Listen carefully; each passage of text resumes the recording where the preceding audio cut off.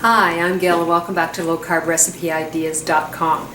Today we're going to make low-carb homemade chocolate chips or chocolate chunks that we can make some chocolate chip cookies with.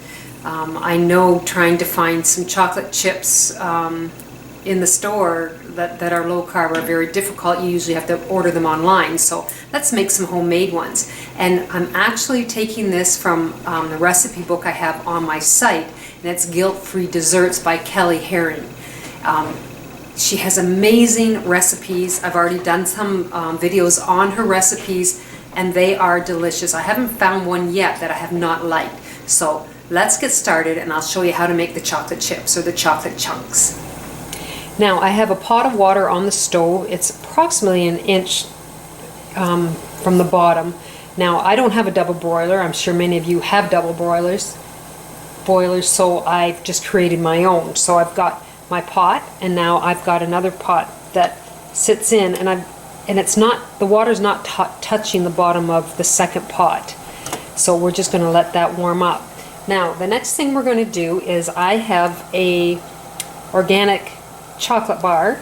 It's European Extra Dark. It's 85%. Now in her recipe, hers is 80%, but it's lesser carbs the more percentage that you have for your chocolate. So that's the product that I use. So now what I'm going to do is I'm going to just break up my chocolate bar and just throw it in the pot and let it melt.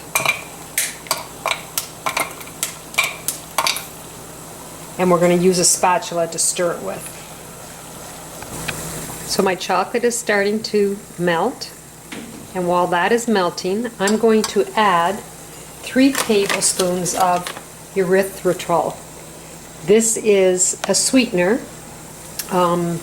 Kelly, in this cookbook, this is what she uses most of the time, because it's in her book. She explains the differences between the sweeteners and what's better and what's not, and she highly recommends this being the best. I use a lot of the time xylitol, which you could use in this also, but I would powder it first. So we've got this in, and this erythritol is quite expensive, but it's just a really healthy sweetener to be using. So we're going to keep stirring this till we have all our chocolate melted. So I've turned off my my burner. Everything is melted.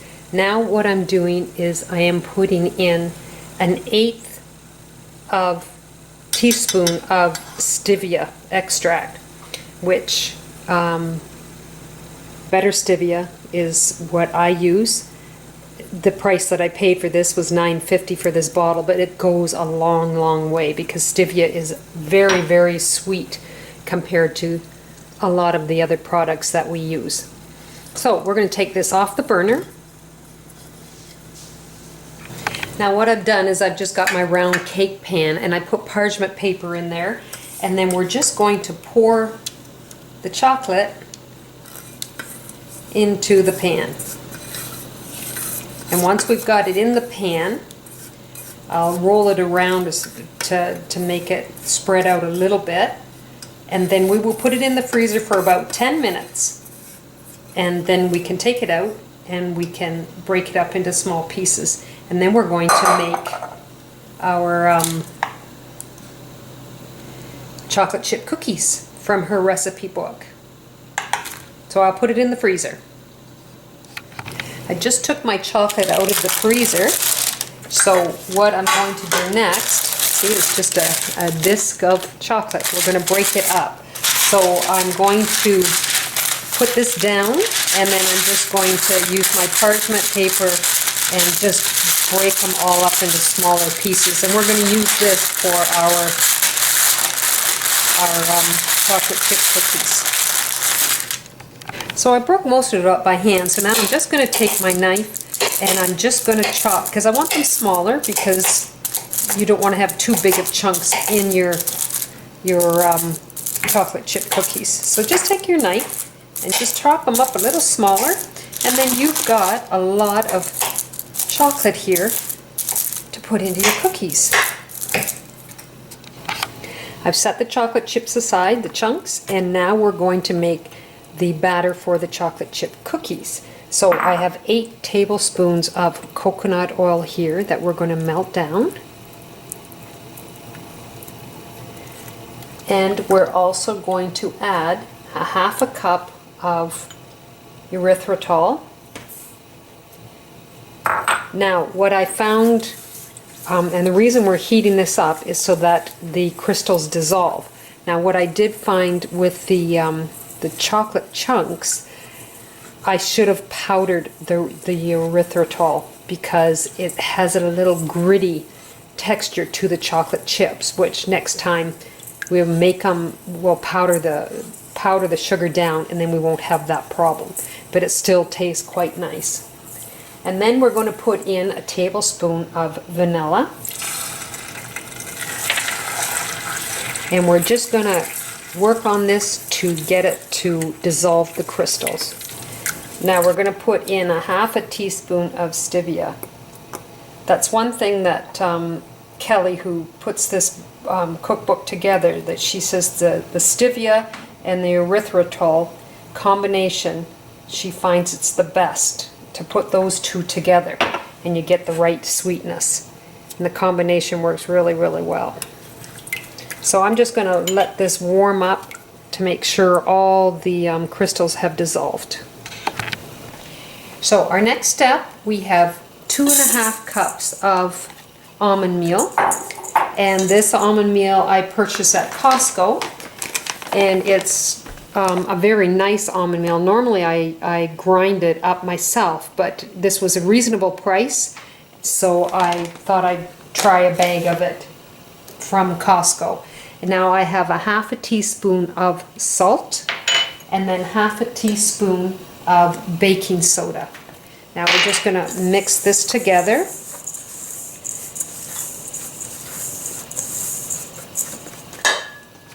Now I find it's very crummy. It does press together somewhat, but I think we need to add a little bit of water like she suggested.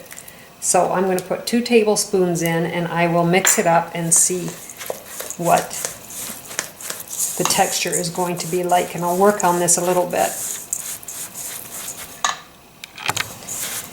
Now I think the 2 tablespoons of water does the trick, but I'm going to let this sit so that it cools off a little bit, because I don't want to put my chocolate chips in and then they all melt on me. So I'm just going to let this cool off, and then I'll add the chocolate chips that are needed. So I let it cool down a little bit, and now we're going to take 8 tablespoons of our chocolate chips. So I have 8 tablespoons in there, and I just want you to see how much I have left over, so you could actually make another batch of cookies. So I'm just going to mix this around, and then we're going to roll them into 1/2-inch balls. So I'm going to get my cookie sheet with parchment paper, and then we'll start rolling them up.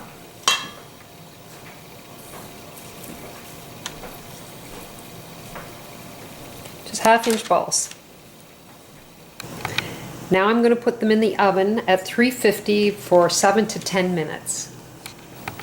Now I just wanted to show you, this is my second batch.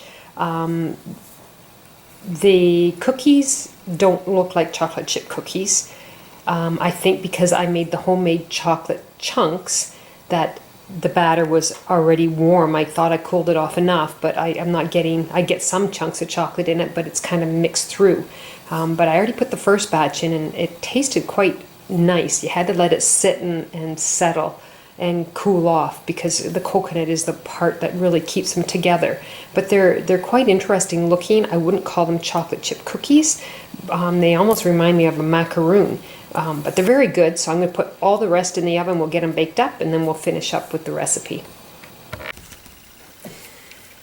So I got all my cookies baked, and my adult kids come home for a visit, and they've eaten them all except for one. So I'm a little embarrassed that I only have one to show you, and I do a little sample of it.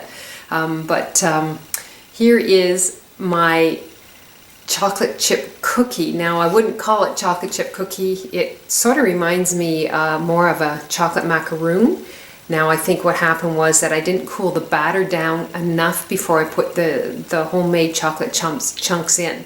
So they still have a lovely flavor to them. They do really remind me of macaroons. But they're nice, and you need, when they cool down, you need to let them totally cool down. Because like I said, the coconut keeps it together. But they're quite solid, very, very good. And I got this recipe from Guilt Free Desserts from Kelly Herring. I have it on my site. The link will be with the video. If you're interested in looking at the recipes, she has lovely recipes. I haven't had one yet that I haven't been happy with. Now this particular one, the chocolate melted into the cookie. It definitely doesn't look like the photo she has on her homemade cookies, but they still are quite tasty, and they really, really help if you're doing the low carb. So go to low-carb-recipe-ideas.com and you will find this link for the recipe book if you're interested, or you'll just find my recipes there. You take care, and I'll see you in the next video. Bye now.